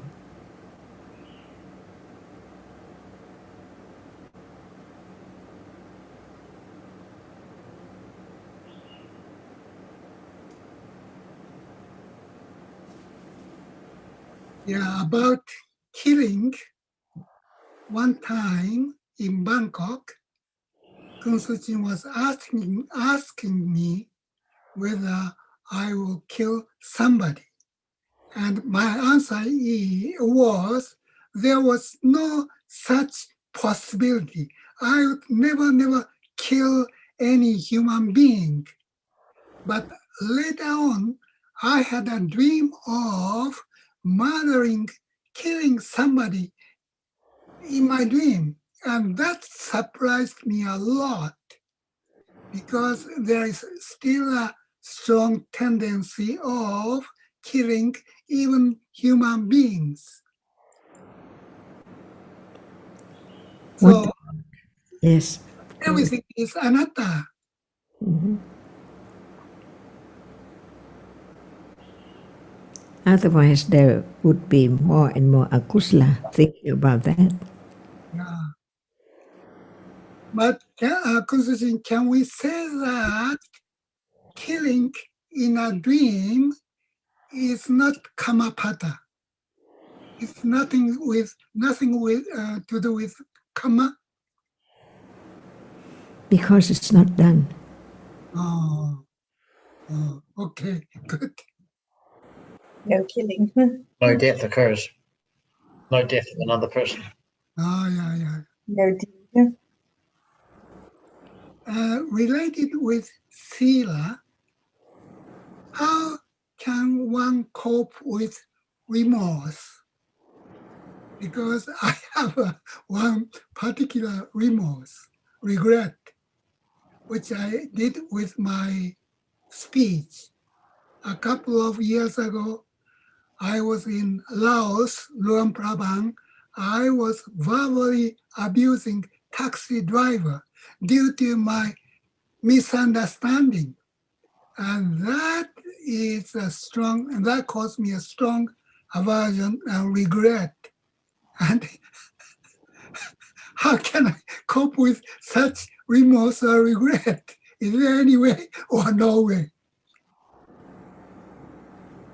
Develop right understanding. Yeah. Gone already. It's all gone. It's all gone. Just thinking about it, thinking and dwelling on it again and again.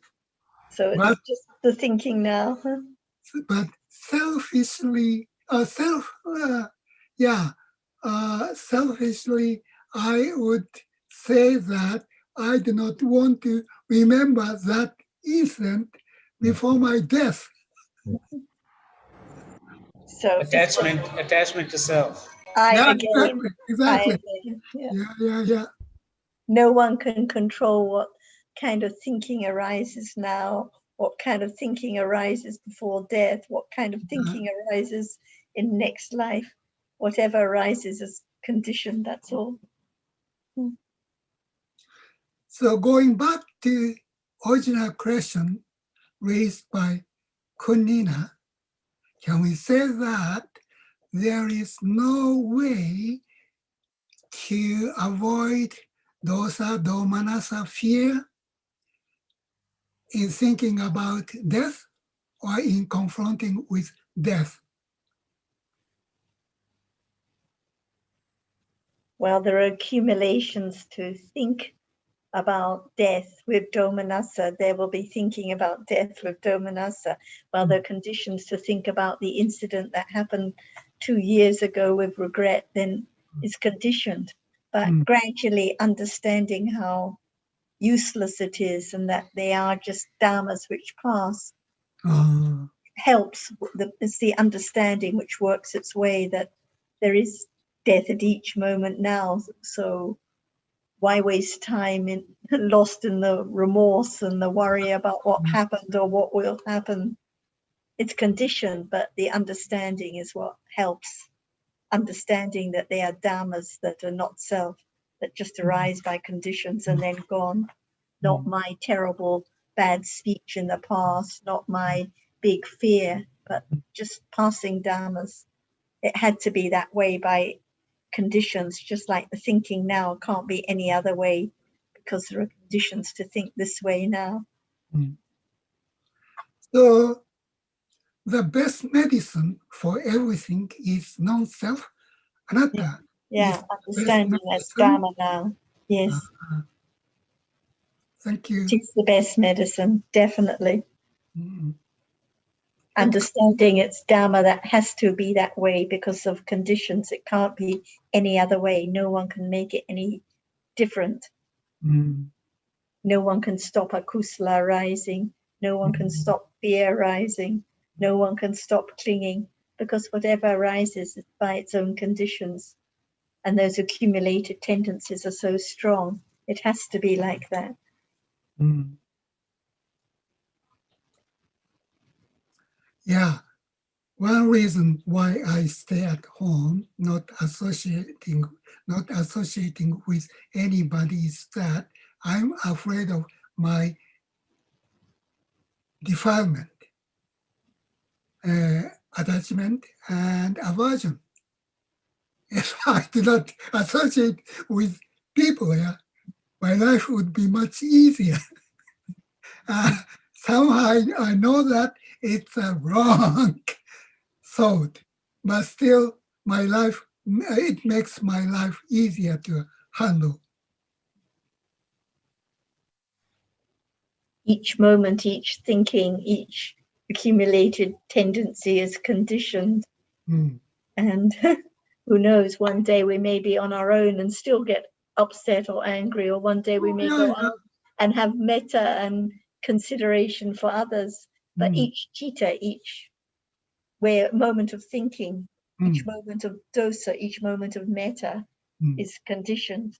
We think that we decide to stay at home, or we decide to go out, or we can avoid akusala by doing this or that. But actually, each moment of dosa, each moment of fear is conditioned. It can arise unexpectedly anytime, anywhere. Yeah. So these have to be eradicated. Otherwise, there is no way we can deal with defilements. And like the Buddha said to Migajala, the true living alone is not living in the secluded place on one's own without company, but it's living without attachment, no matter in the middle of the company, in the village market, or wherever one happens to be. So it comes back to the understanding always. Yeah. And I think we can say that defilements don't need to be dealt with. The only reason we think that is because we don't want to have them. Whereas the path taught by the Buddha is the path of understanding whatever is appearing at the present moment, whether it's wholesome or unwholesome mental states, or nama or rupa or whatever. Panya and sati and panya are equally valuable regardless of what the object is at the time. We have the idea that it would be great if there would be less agusala in our life and more gusala of the various kinds. But really the only thing that matters is the understanding of the conditioned realities, because that is the only thing that can lead to the eradication of the defilements.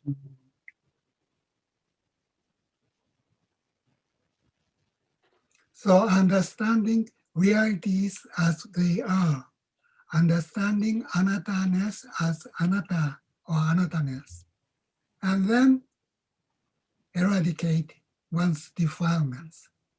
Well, when we say understanding realities as they are, the anatta-ness, or what you call anatta-ness, is one of the characteristics of conditioned realities. So the conditioned realities are the seeing and the hearing, the visible object and the sound, not the characteristics of realities.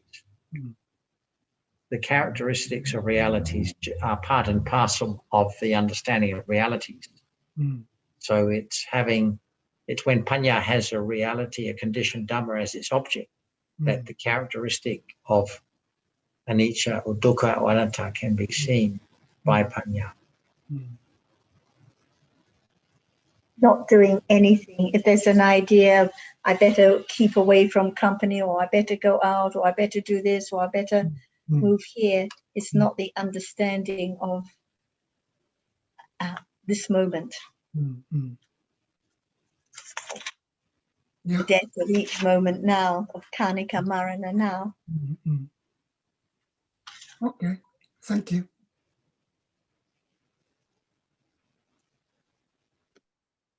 If no one else has got a comment, I have another question. And it's regarding the Vinaya, because I think I read that the bhikkhus are not allowed to receive meat if they know that that animal has been killed for them. Now, the situation has occurred in my family where some of the family members have killed a goat for its meat. And I'm probably going to be offered some of this meat, but I'm really reluctant to take it. But then I'm not a bhikkhu. So, and I'm thinking maybe it's just there's dosa in me because the animal was killed and blah, blah, all of that.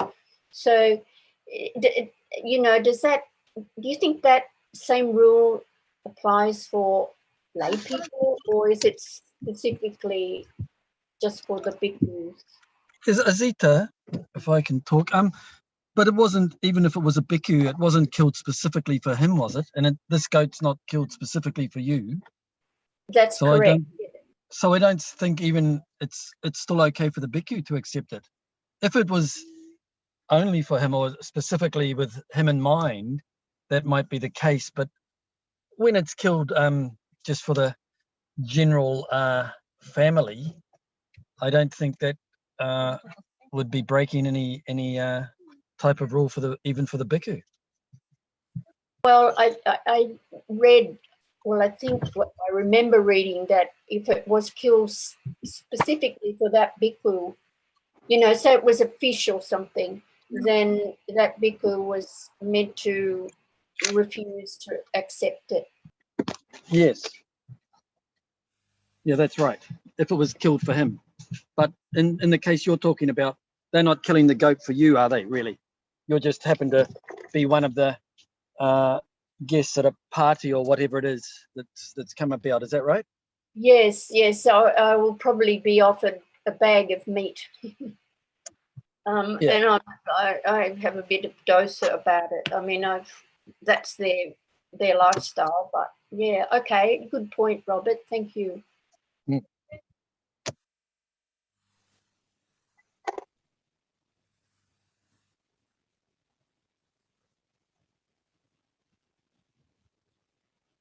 Yeah, I think it's the same for anyone. It's like if someone offers to kill something for oneself, then one won't accept. But if it's killed anyway, and then one's offered some food, it's different. So one doesn't want to be asking someone to kill. That's the point. But if they're killing anyway, and then one accepts some food, it's different.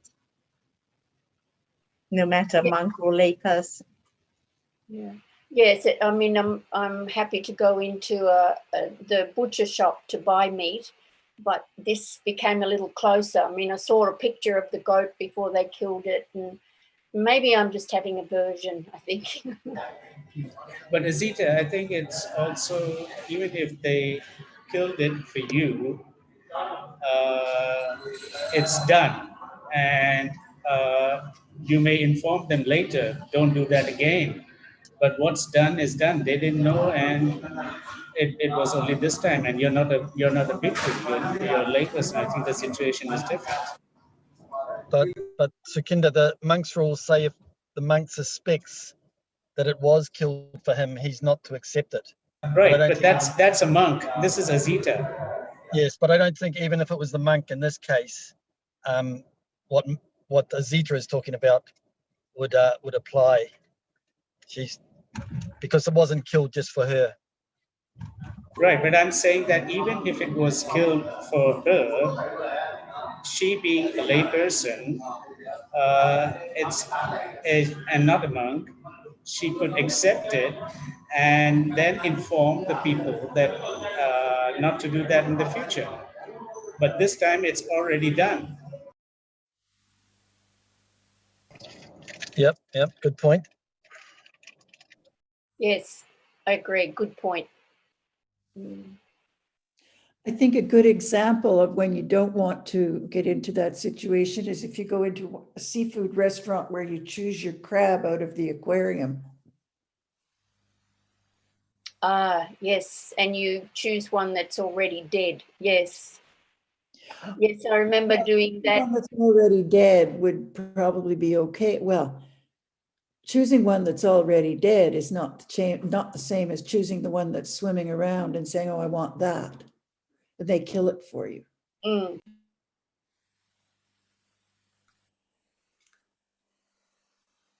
Can't hear you, Azita. Yeah, that happened one time, a long time ago, when I went with a Mechi to a market, and she was very adamant that she chose a dead one and not a live one. Yeah. Right. Thank you. But fish is also highly socialized animal and have full of emotions. So killing fish could be also quite not meritorious for, say, Mahayana Buddhist.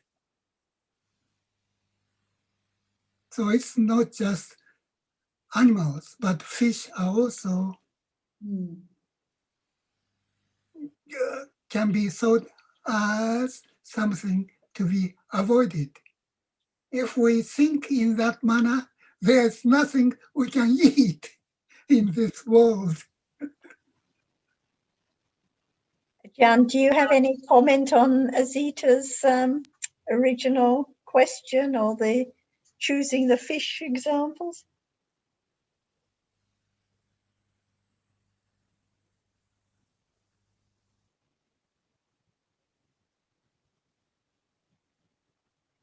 Maybe she isn't there anymore.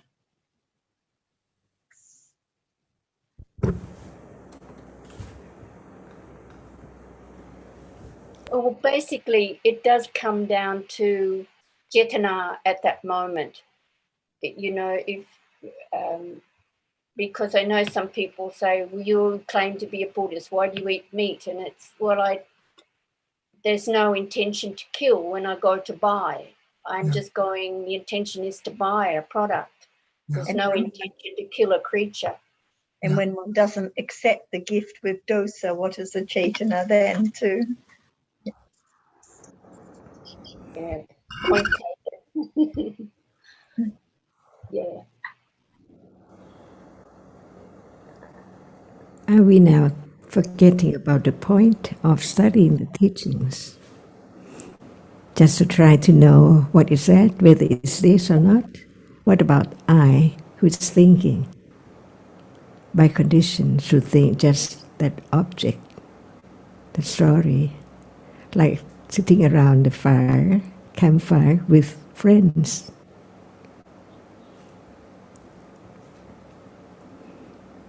And how long will it take to find out the answer? See, maybe the whole life. Because life is so short, it can be just now. There's samuti, death. See, each moment dies all the time.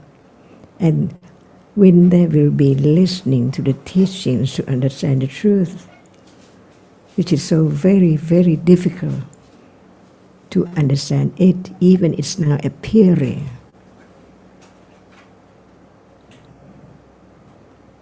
It takes all the whole life to find out the answer or the truth of that. no understanding of no self, and no reminders at all. See, just go on thinking about this. Another story followed instantly all day.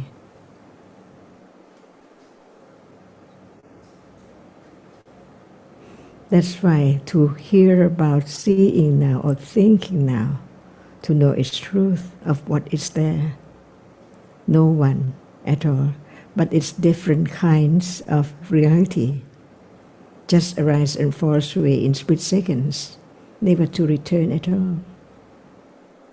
And this is the absolute truth, and its value is so very, very great to understand it, because it can condition the letting go of wrong understanding of self. Otherwise, I know the answer, see? So it depends on how much one can understand the benefit of understanding the truth of no self and no one at all. And as we know, there is touching, hardness. When will it be object of understanding directly that it's there? Only when it appears. Nothing around at all. Only one reality at a time appears as the object of that which experiences that object right now. So it depends on conditions. How long will it take to be directly understanding what is there? Even hardness, see, is not known as nothing in it. No finger, no arm, no table, no chair. And that is the absolute truth. To have more confidence of the words of the Buddha, everything is conditioned to be there and then gone, unknown, all the time, from moment to moment. What about this? What about Sariputta's panya, wisdom? See, it's there, not shown, not show up yet, until hearing the words from Assaji about the truth. The panya which has been accumulated so long can understand that word to the degree of directly experience it, that which is heard as is there, very shortly, just arising and falling away, no doubt about that, because the accumulation of panya enough to be to condition that moment to understand that reality of such degree. No doubt, see. Otherwise, there is no condition for panya of that degree to experience the truth of that moment as no self. Only just the moment of thinking about the truth, the absolute truth. Few moments only, and then other conditions, other kind of thinking about this story or that story, on and on and on. But what about now? Hardness is appearing. There can be the moment of understanding it as just nothing in it. See, before that can be known, even very vaguely in the beginning, and doubt is there, because there is always doubt about realities. Not doubt about the story, but doubt about the characteristic which is not self or no thing in it. It's so very natural and so common, not very normal. Hardness now appears, but what about the understanding of it as no thing, no I, who experiences hardness, and hardness is not that which experiences. Even that is so very common, so normal, but it's hardly to arise, only by conditions, not to forget, and no one can force oneself not to forget.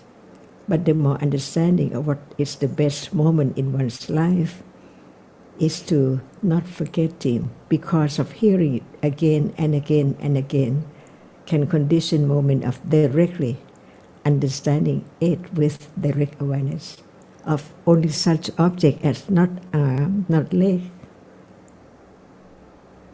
And when that which is not there cannot be known, only that which now appears can be known, can be the object of direct understanding with direct awareness by conditions only.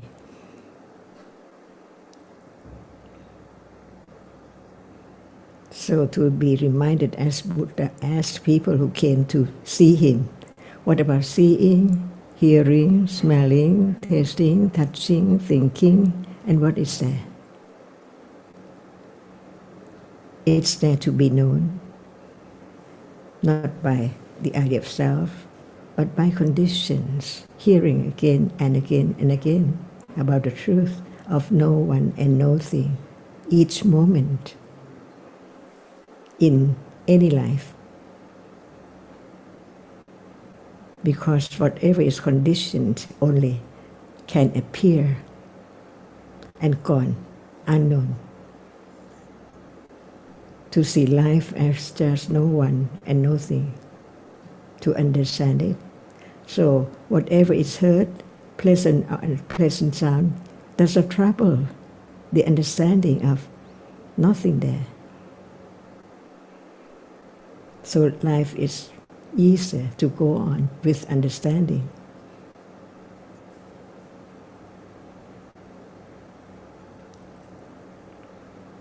Thank you very much, Ajahn. Sawadika.